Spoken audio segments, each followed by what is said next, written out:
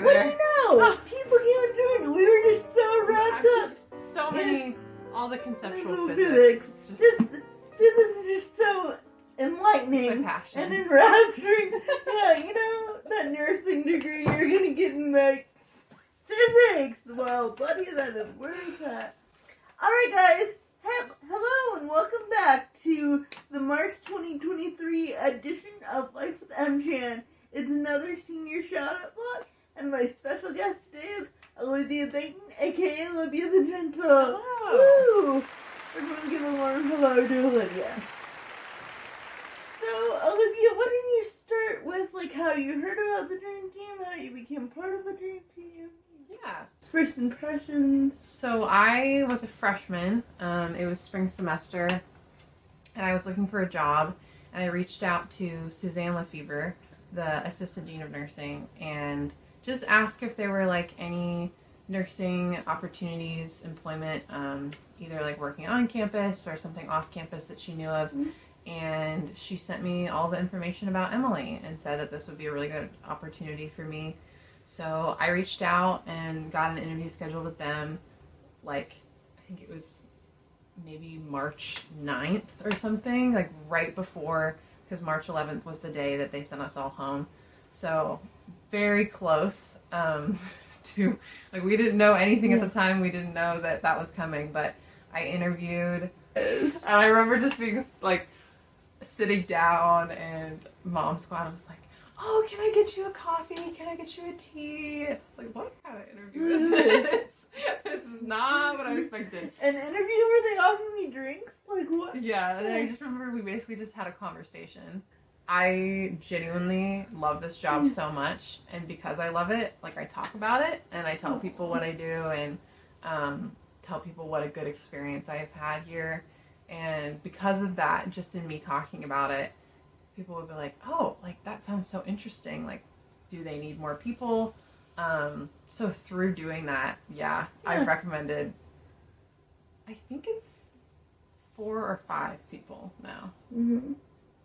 But our friendship was, like, a beautiful unlikelihood because, like, you and I are, like, very different people. Mm-hmm. Like, I'm extroverted, you are introverted, and kind of tangential to that. Like, I get recharged being around people, like, you lose social charge being around people. And, like, and another reason why it was, like, unlikely was, like, when you and I were getting to know each other, it was kind of difficult because, like, at that time, my left hip was starting to go bad. So it's kind of, and I mean, this is on me, but it's kind of hard to, like, you know, start conversations and build relationships with people when your thigh is throbbing with fiery pain. And then because I would get worn down, I would have, like, headaches a lot. And so that kind of makes relationships difficult too. And, like, also, you know, because the whole introverted part of you, like I would ask you, like, more open-ended questions, oh, so how's nursing school going for you? Or how is chapel? And you respond with, like, one-word answers, like, good. And I was like, how do I get to know this person? And then another thing was, like, you started out as, like, a shower lead, which when I shower, there's 2 people. Like, the shower lead comes in at 7, and the shower assist comes in at 8. So, like, it's kind of hard to have one-on-one conversations when there's literally more than one person there. And I was just like, I don't know what to do. Like, it was, but then you and I actually started, like, connecting, like, once you took over, like, a Wednesday evening routine.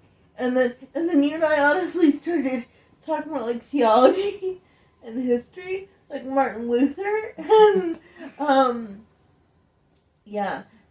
and the different, like, sacraments within, like, Lutheranism, because you're Lutheran and very, like, proud of it.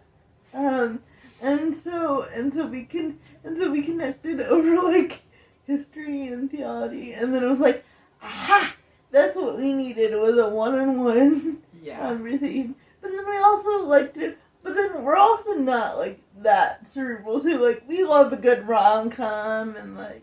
Yeah, I think getting the evening routine was what really like helped me to get to know Emily a lot better, because obviously, you know, they have been doing this for a while and they have like a very specific system that works well. And so when you come in and you start working here, like, you have to learn the system. And learning like shower lead, like, there's a lot of moving parts to shower lead. So it's hard.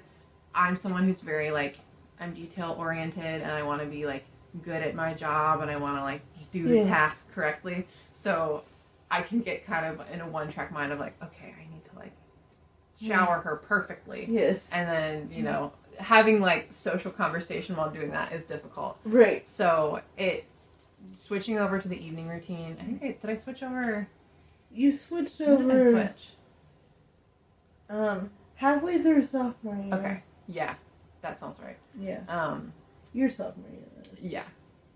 And I feel like I really got to know Emily better through doing that. Yeah, and then once that happened, I was like, oh yes, cause I knew there was like a beautiful person like inside you, but I didn't know like even how to connect with you. And then, like, once you actually saw me, and I wasn't like, you know, like half dead from pain and exhaustion. Like, I actually remember looking at you like the first couple times, like, hi Olivia, this is me, I'm EmShan, it's nice to meet you. Right. Like, oh. Yeah. So. And that's something, like, we've had a fair amount of nights that, you know, Emily is in a lot of pain. Yeah. And I remember there was just one time that she had a really bad migraine, and this was probably, it might have been sophomore year or, like, beginning of junior year. No, I think it was beginning of junior year, the specific one. Yeah. And she had a bad migraine, and I was with her for the night, and... And we're, like, sitting in my room, and it's dark. Yeah. And she just keeps apologizing. And she's like, you know, I'm so sorry. Like, because we hadn't really, like, you know, talked as much as we normally did, and, like, joked around. And it was just a different feel for the night because she didn't feel good. Right. And I remember one specific reason why I was apologizing. Like, is, like, normally I could, I can feed myself, you know, with a dab to silver and things. But I don't know if it was, like, because of the migraine or something, but my hand was having a trouble like gripping the silverware. I mean, not software, silver. Wow. And like just bringing it to my mouth. So I was like apologizing that you had to feed me, and just like everything was taking longer because of migraine. So. And I just looked at her and I told her like, you know, it's okay. Like, you do not have to apologize to me. Like, first of all, it's my job, and I'm happy to do my job and take care of you. But also, like, you know, when someone, like, feels bad, like, health-wise, you know, obviously you're not going to be, like, your normal self, and you're not going to be able to act the same way that you would on a great day, and that's okay. And, like, I still care for her the same way, even on her bad days. And I could tell, like, she didn't tell me this until later that it, like, kind of hit home for her. But, like, I could tell just a little bit in the moment that she was like, oh, like, that's right. Like, I don't have to apologize for, like, where I'm at right now. And, like, and my heart just kind of melted in that moment. And, I mean, I already loved you way before that, but I, like, loved you more. And I was like, oh, and, like, that was just, like, a way that, like, you showed me Christ, and then we're like, hey, it's okay, like, you can just be quiet and just, like, wait for your head to feel better, and it's okay, like, you don't have to be a certain way. And I was like, oh, so thanks for that. Yeah, of course. Yeah. And then, okay, so, and then your nickname is Olivia the Gentle, because if you guys can't tell, at least when I'm feeling well, like, I'm a very high energy, expressive, like dramatic person. Olivia just, like, you know, very even keel. Like, someone has told me before that they think my blood pressure has never been over 120/80, which is not true. It's not true. My blood pressure is often over that, but I guess I hide that well. Yes, and so like, and I would ask you to help me with it, like, yes, I'd be happy to, like, of course. Or, like, I thank you for dinner, like, it's my pleasure. And you're just, like, so gentle with your words, and you just have, like, this, like, dry, like, you're not sarcastic, but just, like, a very... I can be. Understated way of describing things. That, like, when I thought of you, like, the first character quality that came to mind was gentleness. So I nicknamed you Olivia the Gentle. And so let's see, any funny memories? So this was junior year, and we had just gotten a ton of snow in Cedarville. And I did not have a car junior year, so I would walk to the Shanahans, which is not a bad walk. It really isn't, and I was happy to do it. But Mom Squad and Emily did not like that I was making this walk all the time. Like in this freaking snow. Yeah, they were always very worried about me. So there was one morning, it was a Saturday morning, and I was doing the Get Up Gal shift, and and you come in and you're like laughing pretty hard. Well, because I had woken up to a call from Mom Squad, and she was like, "Just so you know, campus security is coming to pick you up, and so you're not walking." And I was like, "Okay."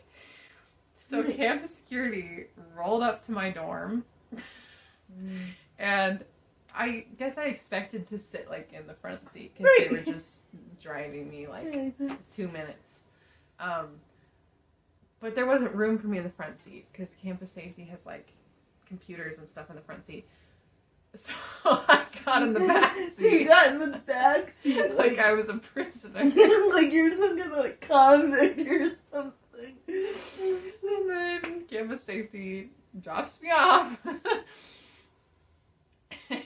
Yeah, and I came in laughing. And I was like, good morning, like, what happened? And yeah.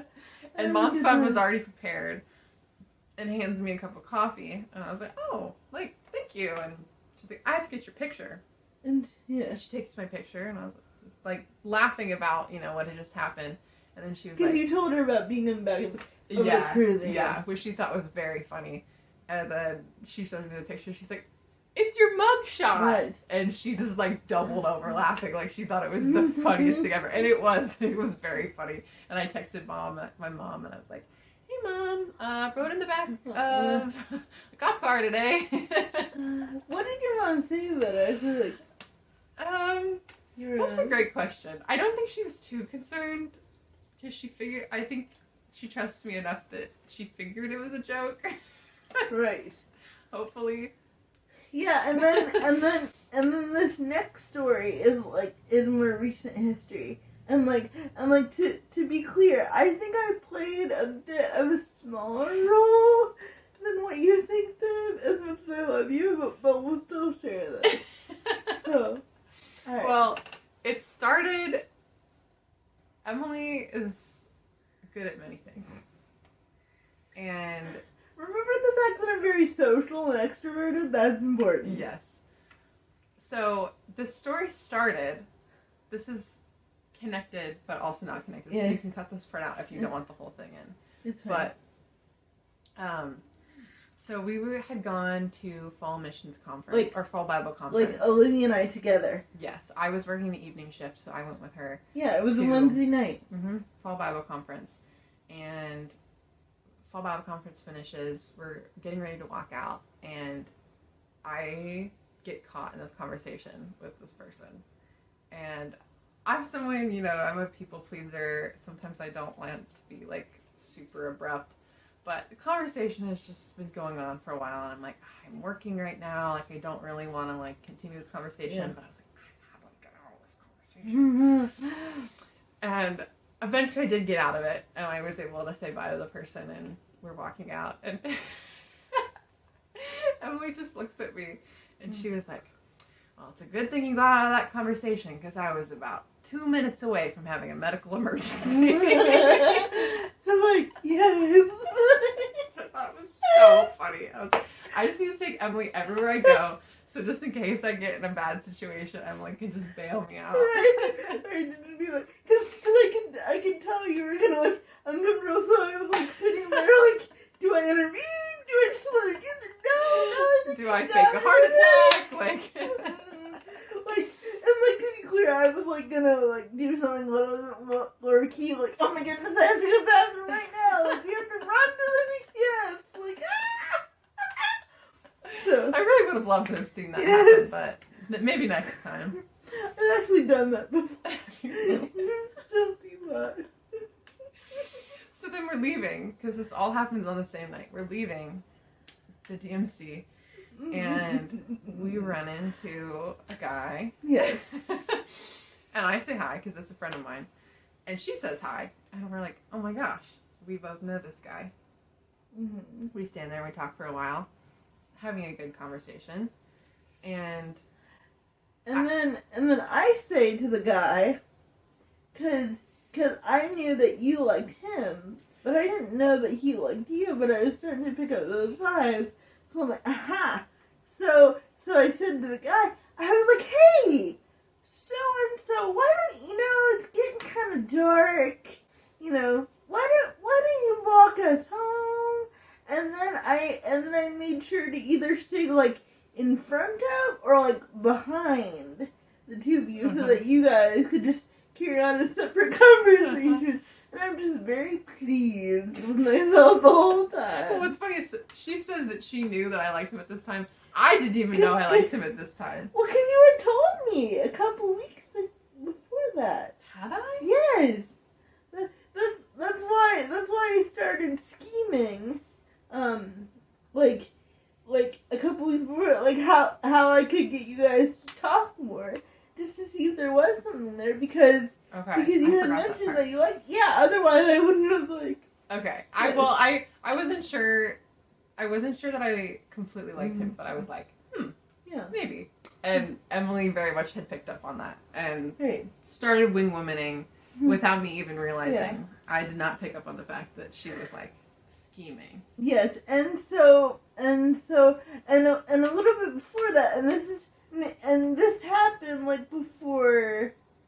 No, a little bit after that conversation, because I knew that you liked him, but I don't think I knew that he liked you. But then a couple weeks later, because I sit with this dude's bro in chapel, so he comes up to me one morning and is like, hey, I know somebody on your team. And I was like, you do? Like, intentionally trying to, play down that I didn't know, even though I totally did. And he was like, yeah, you do. And he told me your name. I was like, oh my goodness, you guys know each other? Like, no way. And he was like, yeah. And so then he was like, I just really like, Olivia, and the fact that, He said that? Mm-hmm. When was this? Well, this is like 2 or 3 weeks after that conversation, and he even said and the fact that Olivia helps you, EmShan just makes me like her even more. I was like, ha ha ha ha. So I don't think you've told me that. yes, and so that's why I locked onto the idea even more. And so around this time, this dude had given me his number for EMS TikTok Friday, because I have a list about 16 EMS friends that I send TikToks to every Friday at 10 a.m. just to be encouraging them. I'm like, ha! I have his number now. So Emily knew that we were going out on our first official date. And I was so hyped about it. And she was so hyped about it, because she had been not that I hadn't had the idea already, but she had kind of been you should really text him and ask him if he wants to get one. And she would ask me if I had done it yet, how that went, and very invested. Yes, and even at one point you were like, I don't have his number, and I was like, girl, I got you. I was like, I have this number. I've been waiting for this one to pin this ball, to pump this ball into the goal or whatever the reason is. was like, maybe this will happen, but like it is a long shot. So I was joking to her early on, and I was like, Emily, like if this actually works out and you actually like wing woman this, I was like, you can officiate our wedding. Like you can get ordained and you will officiate it. So yeah, she has his phone number, she has my phone number. So on the night of our first date, he's literally like pulling me out of, like, we're pulling out of the driveway of my house. And you realize that this was a scheduled text too that I actually scheduled the day before, right? Okay, sorry, go ahead. And we get a text in a group chat that she made with the two of us. It's like, have so much fun on your date, Liv and Drew. Yes. And we were just like laughed about it. We were like, oh my gosh. And then you came over the next day and we had tea Mm-hmm. and ice cream and you spilled the tea on how your date was with Drew. I wasn't working or anything. I was like, I just like cannot wait another week to give Emily the update about all of the stuff. Yeah, you texted me that morning. I'm like, can I come over? I was like, yes, please, like no cats. So yes, I always attribute, I am still dating that guy, and I give up the credit to Emily, even though I have done a little bit, and you know. I mean, you were the one that texted him and said, hey, you wanna go, get something to eat, and you guys started talking. But we all know the real reason is because EmShan. Yes. Well, so thanks so much for watching, guys, and as Liv gets prepared to graduate from the Cedarville University School of Nursing in May of 2023, if you would be so kind as to drop some words of encouragement for Olivia the Gentle down in the comment section, I would be tickled purple with gratitude. Like, comment, and subscribe. See you guys next time. Bye. Bye.